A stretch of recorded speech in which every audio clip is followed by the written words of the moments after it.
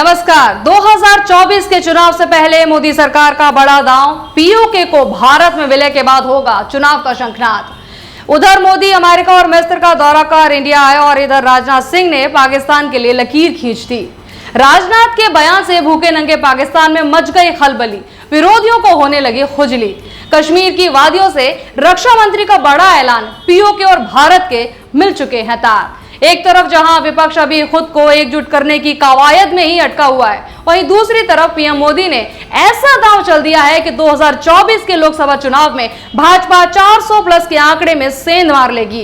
PoK को भारत में शामिल करने के लिए राजनाथ सिंह ने क्या कहा वो तो हम आपको आगे बताएंगे ही, लेकिन उससे पहले आप जान लीजिए कि चुनाव से पहले क्यों गरमा रहा है पीओके का मुद्दा। पिछले कुछ दिनों से लगातार पीओके का मुद्दा क्यों गरमाया जा रहा है, इस मुद्दे को हवा देकर बीजेपी कहीं ना कहीं चुनाव में इसे भुनाना चाहती है।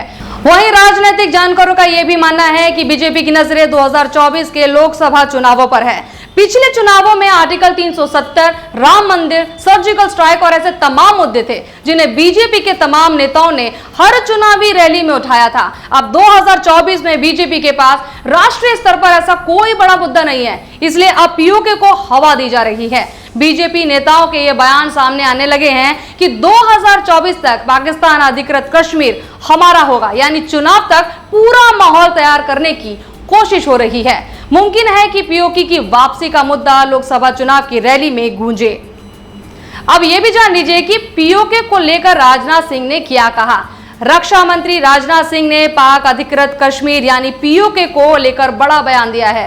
उन्होंने जम्मू में नेशनल सिक्योरिटी काउंसिल को संबोधित करते हुए कहा है कि हम लोगों को पीओके में ज्यादा कुछ करने की जरूरत नहीं है। पीओके में जो जुल्म ढाए जा रहे हैं उसी से मांग उठेगी कि हमको भारत में मिलना है। रक्षा मंत्री ने कहा कि पाक अधिकृत कश्मीर के लोग देख रहे हैं कि भारत में रह रहे लोग अमन और चैन की जिंदगी बिता रहे हैं, जबकि पीओके में पाकिस्तानी सरकार लोगों पर जुल्म ढा रही है और नाइंसाफी कर रही है। इससे वहां के लोगों को तकलीफ होती है। पीओके भारत का हिस्सा था, है और आगे भी रहेगा। रक्षा मंत्री राजनाथ सिंह ने आगे कहा, पीओके पर सिर्फ गैर कानूनी कब्जा कर लेने से पाकिस्तान का अधिकार नहीं बन जाता। भारत की संसद में पीओके को लेकर एक सर्वसम्मत प्रस्ताव पारित है। पीओके भारत का हिस्सा था, है और आगे भी रहेगा। राजनाथ सिंह ने कहा कि आपने भी कई बार देखा होगा कि पीओके के लोग पाकिस्तान के खिलाफ नारे लगाते हैं। वहां के लोग भी मांग करते हैं कि उन्हें भारत में शामिल होना है। ये कोई छोटी बात नहीं है। पीओके भारत का हिस्सा बनेगा या नहीं ये तो वक्त ही बताएगा, लेकिन हाल फिलहाल रक्षा मंत्री राजनाथ सिंह के बयान ने पाकिस्तान में खलबली मचा दी है।